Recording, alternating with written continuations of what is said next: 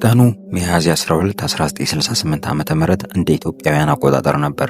ወታደራዊ መንግስት ደርግ የብሔራዊ ዲሞክራሲያዊ አብዮት መመሪያ አድርጎ ያወጀበት ቀን። ከቻይና አብዮት የተኮረጀው የቀመር በሶስተኛው ዓለም የሶሻሊስት ለውጥ ለማምጣት ፍቱን ነው ብሎ የታመነበት ሲሆን መሰረታዊ ይዘቱም በወዛደሩ፣ በአርሶ አደሩ፣ በተራማጅ ንዑስ ከበርቴ አብዮት ጥምረት የሰፊው ህዝብ ጠላቶች ተብለው የተለዩትን ፊውዳሊዝምን፣ ኢምፔሪያሊዝምና ቢሮክራሲያዊ ካፒታሊዝም መደምሰስ ነው።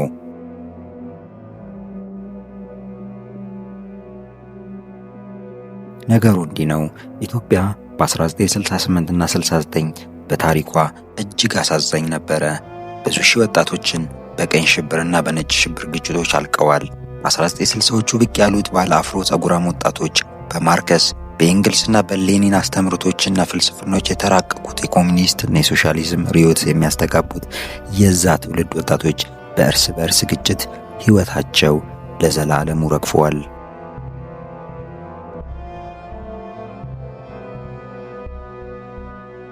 በመጀመሪያ ደርግ ለዘብተኛ የሆነውን የግራ ክንፍ አጋር በማድረግ የእድገት ምርታውን ባስደነገጠው ማዕቀብ የሌለው ተቃውሞ ባገነገነው በኢሃፓ ላይ ዘመተ። በዚህ ረገድ አያሌ የሰራተኛውና የብዙሃን ድርጅቶች የኢሃፓን መፈክር አንግበው ሰልፍ የወጡበት የ1968ቱ ሜይዴይ በዓል ወሳኝ ወቅት ነበር። በዚህ ወቅት ደርግና የግራ ክንፍ አጋሮቹ ኢሃፓ እስካለ ድረስ እነሱ መኖር እንደማይችሉ በቅጡ ተረዱ። ከዚያን ጊዜ ጀምሮም ሁለቱ ባላንጣዎች ሰይፋቸውን መሳል ጀመሩ። በክረምቱ ወራት የታየው አንጻራዊ ዝምታ ዶፍ ያዘለ ዳመና ነበረ። የተፈጥሮ ክረምት ሊያባራ ሰው ሰራሹ ሽብር ክረምት መስከረም ላይ ጀምሮ ዓመቱ ሙሉ ቀጠለ።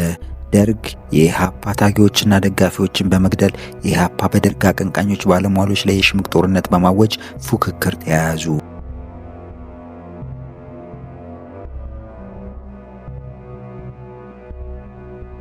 አጀማመሩ እንዲህ ነው።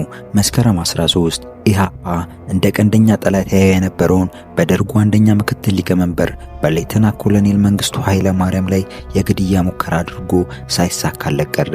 እንዲያውም ከሙከራ ያመለጠው የመንግስቱ ቡድን በአንድ በኩል ለራሱ ተወዳጅነት ለማትረፍ፣ በሌላ በኩል ደግሞ የኢሃፓን ክስረት ለማሳየት ተጠቀመበት።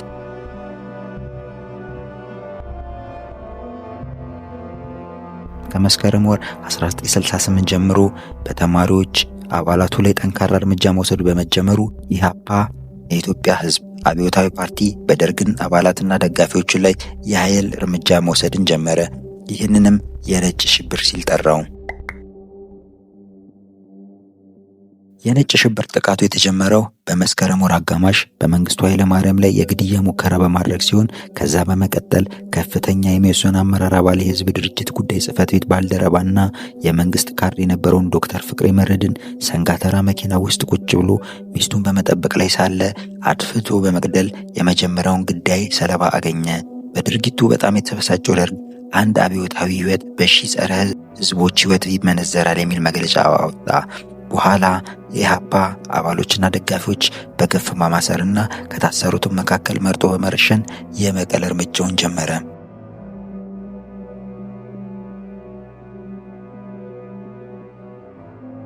በ1968 የኢሃፓ ጥቃት ከተጀመረ ከ8 ወር በኋላ ጓድ መንግስቱ ኃይለ ማርያም በኢሃፓ ሲሰነዘርበት የነበረው ጥቃት ነጭ ሽብር የሚል ስያሜ በመስጠት አጸፋውን ቀይ ሽብር ብሎ አወጀ።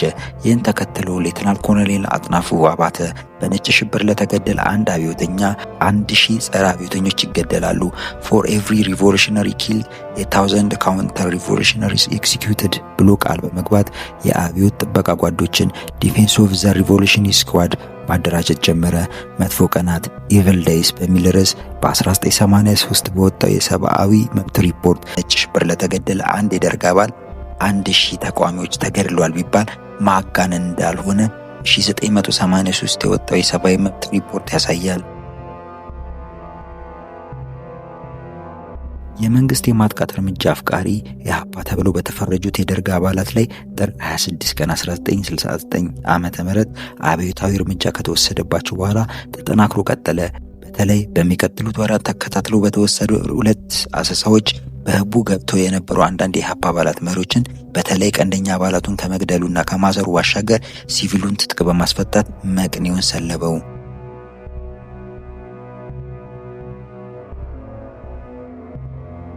የአሰሳ ድምሰሳ እርምጃዎች በቀይ ሽብር ስም በኋላ ለታወጀ ዘግናኝ የታሪክ ምዕራፍ መቅደም መሆናቸው ነው።